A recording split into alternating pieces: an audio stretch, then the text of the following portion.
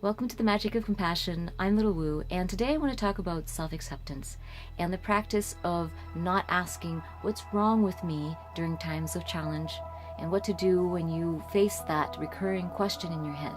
Self-acceptance has many layers, and one layer is being able to embrace the sublime aspect of your being. And the sublime aspect is could be known through many different words as the divine self, the higher self, the transcendent self, the universal self, the non-physical self. So the part of you that is connected to the whole of the universe, that part of you that is sublimely loving, talented, imaginative, creative, and kind, and that part of you that is full of infinite love, infinite wisdom, and connected to all of humanity. Then there's a part of you that is what I call the primal self. That is the part of you that is definitely very physical, that is in a mortal coil, in a mortal body, the one that has nervous system and feels fear and feels terror and feels threat, sometimes feels unloved, unwanted. That primal self is a very important aspect of your being, especially as you incarnate in this physical realm. It helps you maintain what I call your membrane, so your physical self is maintained by your primal being. It gives you indications of when you're in pain. It helps you respond to dangers and threats through a primal reactive instinct.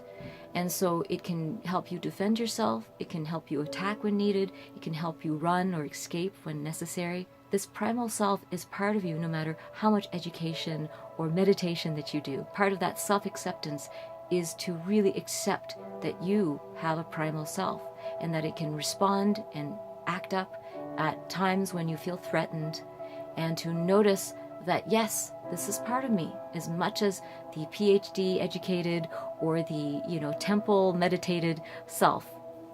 Under a sufficient amount of threat, any human being is capable of committing certain acts of violence to protect themselves or their family or their loved ones.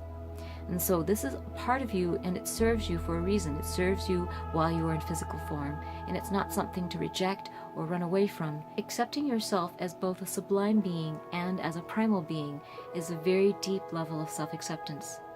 When we go through a life experience, we tend to ask certain questions, and that's something I want to bring your attention to. Some of those questions can really deeply affect your sense of self-esteem or self-love or self-acceptance. So be conscious of what kinds of questions you ask yourself in life. When you have an experience, it's very common for many people to ask, is this a success or a failure? And that frame, no matter what your answer is, keeps framing life as success or failure. And that can be very dangerous depending on how you spin it, whether failure to you is the end of the world or whether failure to you is a learning curve. The other thing that happens when we go through a life challenge, especially if it's recurring, is that we ask, what is wrong with me? And when we ask that question, again, it frames the question as, there is something wrong with me. If you frame yourself as a problem continually over and over again, you're always going to get the answer that you are the problem. Instead of asking, what's wrong with me?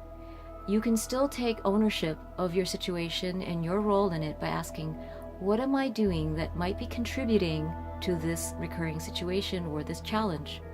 What can I do differently that would help alleviate the situation?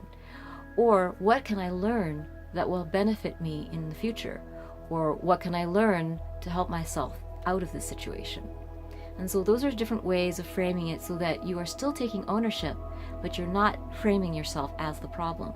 When you know how to work with your sublime and your primal self, then you have a sense of inner harmony and peace. This challenge that you're facing is a training ground. It is a workshop. It is something for you to learn from so that you can serve others and that you can be more self-loving and compassionate. Your learning is going to benefit all of humanity, whether you do it in a public or private way. I send you huge blessings for your deep work in this lifetime. Mwah.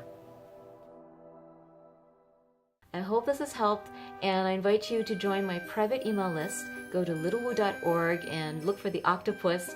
I also have 5-week healing journeys that I do one-on-one, so please check that out on my website. Lots of love from the Mermaid Pirate Lagoon.